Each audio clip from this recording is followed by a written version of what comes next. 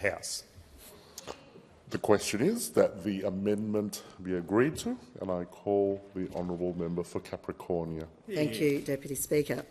Another day and we have another bill from Labor full of spin, devoid of detail, and will deliver no immediate relief for Australian manufacturers.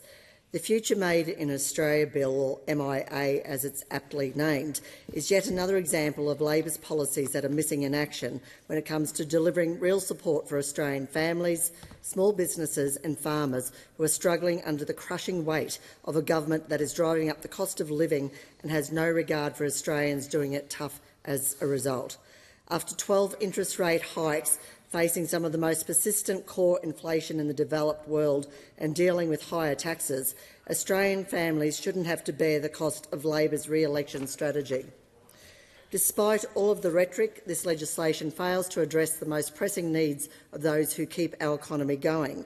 When you get into the detail of the Future Made in Australia bill, it is glaringly obvious that Labor has once again fallen short in the fundamentals required to foster business growth and development. Where is the meaningful action to reduce the burden of red tape that strangles innovation? Where is the tax reform that our businesses so desperately need? The bill does nothing to alleviate the skilled worker shortages that are hampering industries. It fails to provide any credible plan for driving down inflation, which continues to erode the purchasing power of everyday Australians. And let's not forget the critical need for clean, affordable and reliable energy, a cornerstone for any thriving economy, which is conspicuously absent from this legislation. Labor shows their lack of understanding of the business sector has missed the mark on every account. Instead of empowering our business to grow, innovate and compete on the global stage, this bill is yet another missed opportunity, another failure to grasp the basic economic principles that our nation needs to succeed. The harsh reality is that the bill does nothing to alleviate the immense pressure that manufacturers are facing due to the ongoing economic mismanagement by this government. For far too many Australian manufacturers, the damage has already been done. It's simply 2 years too late. Under the oversight of this government, we've witnessed an alarming surge in insolvencies within the manufacturing sector, with numbers having tripled in a short span. Since Labor took office, approximately 19,000 businesses have entered insolvency, marking the highest number recorded since ASIC began collecting this data. Productivity has plummeted, and businesses that have been the backbone of our economy for generations are struggling just to keep their doors open and workers employed. This bill is not an isolated failure. It's part of a broader pattern of ineffective policies that have consistently missed the mark. Take, for instance, Labor's much-touted $15 billion National Reconstruction Fund. Despite all the grand promises, this fund is still yet to deliver a single dollar to actually help businesses grow, innovate or develop. This absence of delivery is a stark reminder that under this government, bold headlines often fail to translate into real-world action and results. Our manufacturers deserve better. They deserve policies that will genuinely support growth, enhance competitiveness and secure their future. Unfortunately, this government's track record shows a continued failure to deliver on those needs. It is important to note that it's not just my colleagues and I in the coalition who are sounding the alarm on this desperate and ill-conceived policy. The concerns are being echoed by those on the front lines of our economy, manufacturers not only in my electorate of Capricornia, but also from every corner of Australia. In countless meetings and discussions, the message from these industry leaders has been consistent and clear. This policy falls woefully short of delivering the competitive edge that Australian manufacturing so desperately needs. They understand the challenges of the global market and they see that this policy does nothing to equip them with the tools necessary to thrive and compete on the world stage. The voices of these manufacturers should not be ignored. Their expertise and first-hand experience underline the serious flaws in this approach. Jack Treneman, a local business owner and manufacturer in my electorate of Capricornia, has expressed a deep concern that echoes throughout the manufacturing sector in Australia. He is witnessing first-hand the devastating effects of rising electricity costs, fuel prices and overwhelming red tape, which are driving his business into the ground. According to Jack, manufacturing businesses across the country are watching in dismay as the industry they've built and sustained for years is slowly disappearing under the weight of these crippling expenses. Jack's business, SMW, is now one of only 3 remaining mining truck tray manufacturers in Australia, a stark indicator of how dire the situation has become.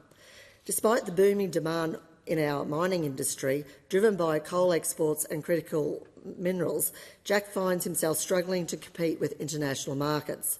It's astonishing to think that while our mining sector is thriving, our local manufacturers are being outpaced by overseas competitors who can produce the same products at 30 to 40% lower costs.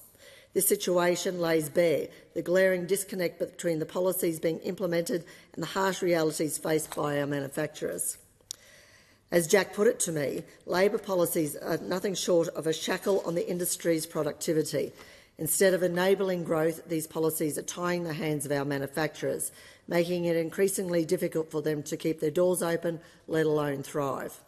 Jack's experience is not an isolated one. It's a reflection of a broader systemic failure that needs urgent attention if we are to preserve the future of Made in Australia. Australia has a long and proud tradition of excellence in manufacturing, and the Coalition has always been at the forefront of supporting this vital industry. Under our modern manufacturing strategy, we didn't just talk about supporting manufacturing, we took decisive action. We were actively expanding and modernising our sovereign manufacturing capabilities, making strategic investments to secure critical supply chains and ensuring that businesses like SMW had access to the skills and world-class research needed to drive further expansion and growth. Our approach was about empowering Australian manufacturers to not only compete but to lead on the global stage. The results were clear. Under our strategy, the industry was thriving, with businesses seeing real, tangible benefits from our policies. This stands in stark contrast to the government's current National Reconstruction Fund, which has thus far proven ineffective in delivering the support that our industry desperately needs. While our policies were producing measurable successes, the National Reconstruction Fund has yet to provide the necessary resources and backing to ensure the continued strength and competitiveness of Australian manufacturing. The difference is clear. Where we invested in growth and modernisation, the current government's approach has fallen short. Leading representatives from key business peak bodies have voiced serious concerns regarding the Future Made in Australia bill, reflecting a growing unease within the industry. The Business Council of Australia, for example, submitted a detailed critique to the Senate inquiry highlighting significant flaws in the bill's restrictive design and rigid eligibility criteria. They warn that these constraints could severely limit the support available for projects. This could have the unintended consequences of pushing valuable opportunities overseas, depriving Australia of critical economic benefits and job creation. Adding to the concern is the bill's narrow and inflexible community benefit principles, which introduce yet another layer of red tape into the investment process. These principles make it exceedingly difficult for potential applicants to navigate the system, deterring many from even applying. The Business Council fears that this additional complexity will stifle innovation and limit the bill's overall effectiveness in bolstering Australian manufacturing and industry. The Australian Chamber of Commerce and Industry has also raised alarms, particularly over the earlier and extensive announcements of projects that have already been allocated funding under the Future Made in Australia bill. Labor has publicly championed a $4 billion investment in the Hydrogen Head Start program, over $6 billion in hydrogen production tax incentives and a $1 billion commitment to solar sunshot solar panel manufacturing. However, these pre-commitments alone total an overwhelming $19.4 billion, leaving just $4.5 billion available for new projects over the next decade. This imbalance raises serious questions about the bill's ability to adequately support emerging industries and new innovation. The Australian Chamber of Commerce and Industry encapsulated their broader concerns in their submission, cautioning that there is a risk that the bill's focus on new industries might undermine existing sectors that are crucial to Australia's economy. It is vital to support industries where Australia has competitive advantage. This statement underscores a profound worry that the bill's current focus could inadvertently weaken established sectors that are essential to our nation's economic stability and growth. These warnings from peak bodies reflect a broader disconnect between the bill's intentions and its practical implications. It is crucial that these concerns are heeded if we are to avoid undermining the very industries that have long been the backbone of Australia's economy. The Future Made in Australia bill, while seemingly designed to bolster our manufacturing sector, falls significantly short of addressing the real challenges faced by Australian businesses. This legislation in its current form is a missed opportunity, one that fails to deliver the necessary support for our manufacturers, who are the lifeblood of our economy. The restrictive design, excessive red tape and lack of tangible benefits underscores a disconnect between the government's promises and the harsh realities on the ground. Our manufacturing industry has a proud history and remains crucial to our national prosperity. Yet under this government's watch, we've seen insolvency skyrocket, productivity plummet and businesses struggle to keep their doors open. The Coalition, through our modern manufacturing strategy, demonstrated what is possible when government policy aligns with the needs of industry. The tangible benefits of our approach stand in stark contrast to the ineffective policies currently being put forward. Additionally, the concerns raised by peak industry bodies should not be dismissed. The warnings from the Business Council of Australia and the Australian Chamber of Commerce and Industry highlight the real and present dangers of this bill. They have pointed out the flaws in this bill's design, the risk of pushing projects overseas and the potential undermining of existing sectors vital to our economy. These are not just theoretical concerns. They are grounded in the lived experiences of those who are the front lines of our manufacturing industry every day.